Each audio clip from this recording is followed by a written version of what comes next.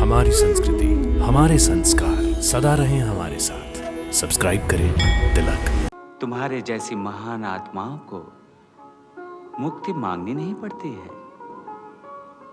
तुम्हारे जैसे भक्तों के लिए मुक्ति स्वयं हाथ जोड़े खड़ी रहती है।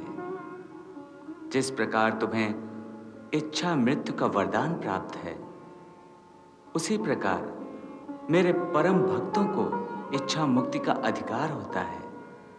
सो यदि तुम्हारी इच्छा हो तो मैं तुम्हें परम धाम इसी क्षण प्रदान कर सकता हूं, परंतु मैं तुम्हें उससे भी ऊंचा स्थान प्रदान करना चाहता हूं।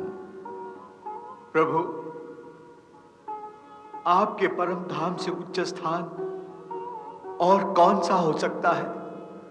माता की गोद देवव्रत प्राणियों के लिए, उसकी माता उसके लिए भगवान से भी ऊंची होती है। इसलिए माता की गोद का स्थान मेरे परम धाम से भी ऊंचा है। भीष्म पितामह के रूप में एक महामानव संसार से चला गया, परंतु संसार जैसा था वैसा ही है। सब कुछ पहले जैसा ही हो रहा है। राजा राज कर रहा है, लोग खा पी रहे हैं जैसे कुछ हुआ ही न हो। परंतु मेरे मन की दशा कुछ और ही कह रही है। मुझे तो ऐसा लग रहा है कि हस्तिनापुर ताजश्री के कांधों पर टिका था, और अब ताजश्री की मृत्यु के बाद मुझे ऐसा लगने लगा है कि जैसे हस्तिनापुर का अस्तित्व ही समाप्त हो गया हो।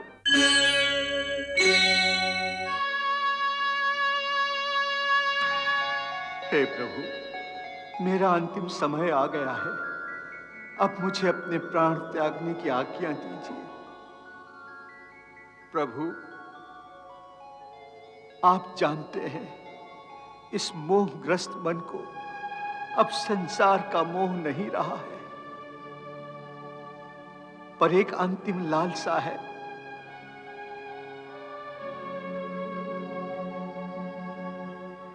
प्रभु, आपने अंतिम समय में मुझे दर्शन देने का वचन दिया था। हाँ वत्स, इसीलिए मैं तुम्हारे सामने खड़ा हूं। धन्यवाद प्रभु। अब तक आपको मानव रूप में देख देख कर ही तो जीता रहा हूं, परंतु मरते समय मैं आपको चतुर्भुज रूप में देखना चाहता हूं। उस दिव्य रूप के दर्शन से अपनी अंतरात्मा को तृप्त करना चाहता हूं। तथास्तु।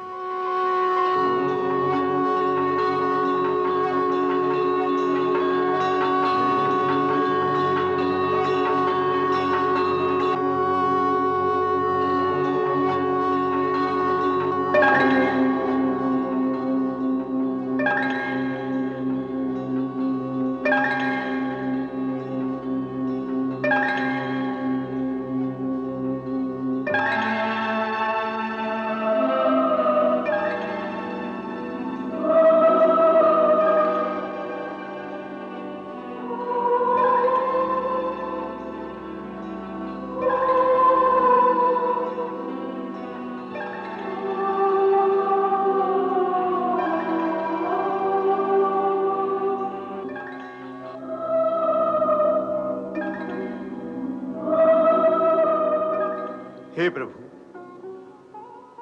गंगा मैया ने मुझे कहा था कि आपको सामने रखकर ही मैं अपने शरीर का त्याग करूं, तो मुझे उसी समय आपके श्री चरणों में मुक्ति प्राप्त हो जाएगी।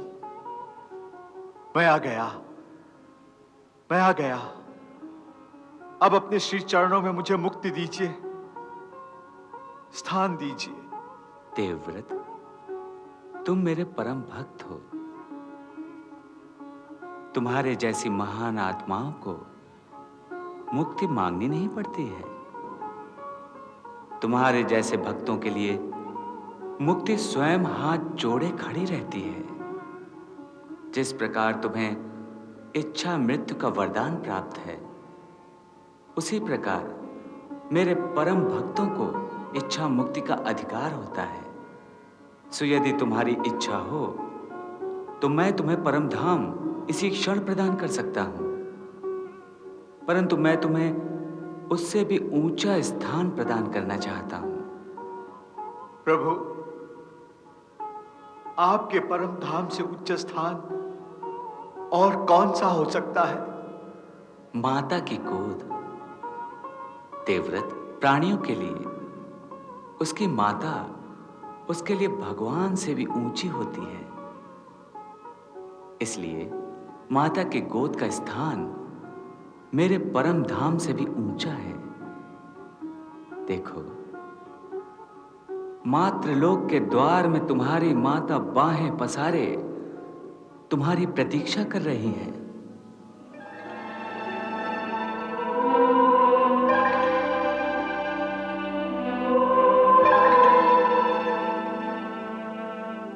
इसलिए वत्स, मैं तुम्हें मातृलोक में वो स्थान प्रदान करता हूं जो स्वर्ग का भी स्वर्ग है। जाओ वत्स, वहां भी तुम्हें मेरे ही श्री चरणों में रहने का आनंद प्राप्त होगा, क्योंकि तुम्हारी माता गंगा भी वहीं रहती हैं। वत्स, नवजात और निष्पाप शिशु की भांति अपनी माता के गोद में समा जाओ। जाओ।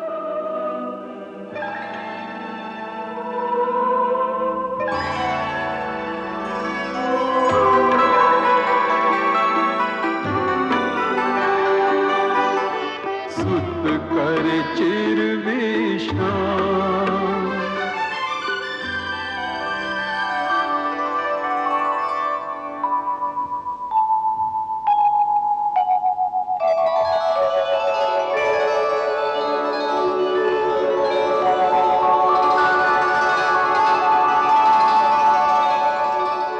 क्या विडंबना है गांधारी। भीष्म पितामह के रूप में एक महामानव संसार से चला गया, परंतु संसार जैसा था वैसा ही है। सब कुछ पहले जैसा ही हो रहा है। राजा राज कर रहा है, लोग खा पी रहे हैं जैसे कुछ हुआ ही न हो। परंतु मेरे मन की दशा कुछ और ही कह रही है। मुझे तो ऐसा लग रहा है कि हस्तिनापुर ताजश्री के कांधों पर टिका था, और अब ताजश्री की मृत्यु के बाद मुझे ऐसा लगने लगा है कि जैसे हस्तिनापुर का अस्तित्व ही समाप्त हो गया हो। मेरे सभी अपने मुझे छोड़कर चले गए, मुझे छोड़कर चले गए। यहां अब मेरा दम घुटता है। ये महल मुझे कारागृह लगने लगा है। जाल में फंसे हुए किसी पंछी की भांति फड़फड़ा रहा हूं मैं यहां। हमारी नरम मुलायम शैया भी मुझे शरशैया लगने लगी है। जीवन एक बोझ लगने लगा है गांधारी। मेरे कांधों पर अपराधों का इतना बोझ है कि मुझे ऐसा लग रहा है कि किसी भी पल इस बोझ के कारण टूटकर बिखर जाऊंगा मैं। नहीं महाराज, नहीं। मनुष्य को तो हर हाल में अपने जीवन की नैया खेनी ही पड़ती है। क्या अब भी तुम्हें जीवन का मोह है? नहीं महाराज, जीवन का मोह होता तो मैं इस संसार से आंखें चुराकर अपनी आंखों पर ये काली पट्टी क्यों बांधती? तो फिर क्यों ना हम दोनों ही इस संसार का त्याग कर दें? ये आप क्या कह रहे हैं महाराज? धर्मराज ने बिना कुछ कहे अपने कर्मों से मुझे त्याग का पाठ पढ़ा दिया। गांधारी, अब मैं शेष जीवन ऋषि मुनियों के साथ वन में बिताना चाहता हूं। तपस्या करना चाहता हूं, अपने पापों का प्रायश्चित करना चाहता हूं, ताकि मेरे मन का बोझ हल्का हो जाए। आपके मन से ये बोझ उतारने में मैं अवश्य आपका हाथ बटाऊंगी महाराज। गांधारी,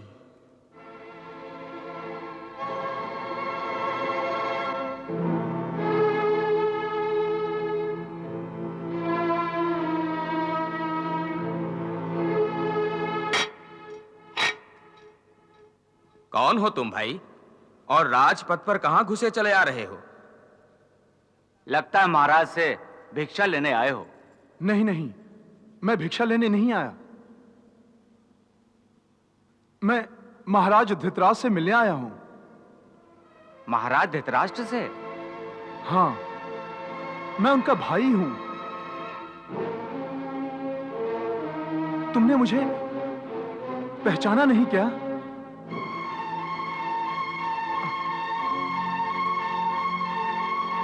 महामंत्री विदुर। क्षमा कीजिए, हमने आपको पहचाना नहीं। रात छोड़कर गए हुए आपको बहुत दिन हो गए थे ना? हाँ, इतने समय में तो आप एकदम बदल गए हैं। ब्रज के महामंत्री इस दशा में हम तो क्या कोई भी नहीं पहचान सकता। मैं समझ सकता हूं। फिर भी हमें क्षमा कीजिए। ठीक है।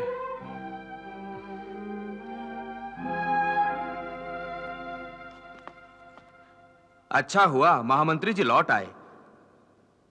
पांडवों के प्रति कौरवों के दुर्व्यवहार से रुष्ट होकर चले गए थे। पांडवों के लौटने का समाचार पाकर ही वापस आए होंगे। पितामह भीष्म के देहांत के बाद अब कोई तो होगा जो पांडवों का मार्गदर्शन कर सकेगा। तुम आ गए विदुर, तुम आ गए। मैं जानता था विदुर तुम लौट आओगे, तुम लौट आओगे।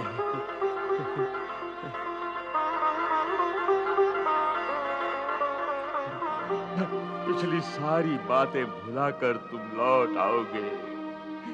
पांडवों की जीत और पितामह की मृत्यु का समाचार सुनकर भी यदि तुम वापस नहीं आते तो मैं तुमसे सदा के लिए रूष्ट हो जाता। तुम नहीं जानते, पितामह के बाद मुझे और पांडवों को तुम्हारी कमी कितनी खल रही थी। तुम बोलते क्यों नहीं विदुर? क्या तुम मुझसे अब भी नाराज हो? काकाश्री, भूल जाइए पुरानी बातों को, जिसके कारण कुरुकुल में फूट पड़ गई थी और युद्ध अनिवार्य हो गया था।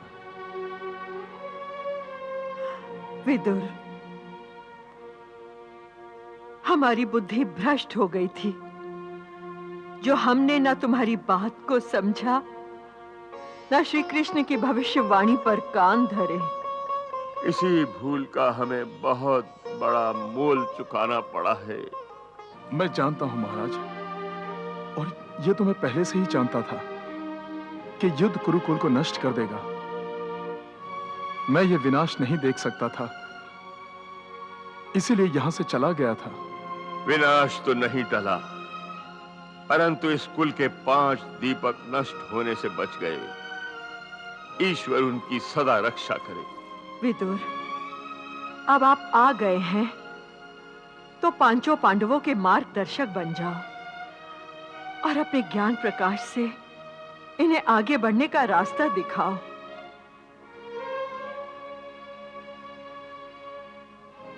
महाराज धृतराष्ट्र, आप हमारे ज्येष्ठ हैं, आप ही पांडवों को रास्ता दिखाएंगे। मैं अंधा तो स्वयं जीवन भर अंधकार में ठोकरें खाता रहा हूं। मैं किसी को क्या रास्ता दिखाऊंगा? ये काम तो अब तुम्ही को करना होगा विदुर। नहीं महाराज, द्वारिकाधीश श्री कृष्ण के होते हुए इन पांडवों को किसी और मार्गदर्शक की आवश्यकता ही नहीं है। नहीं विदुर,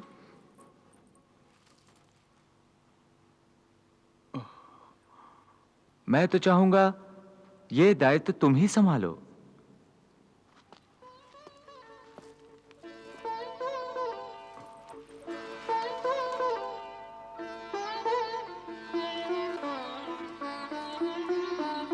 प्रणाम द्वारिकाधीश।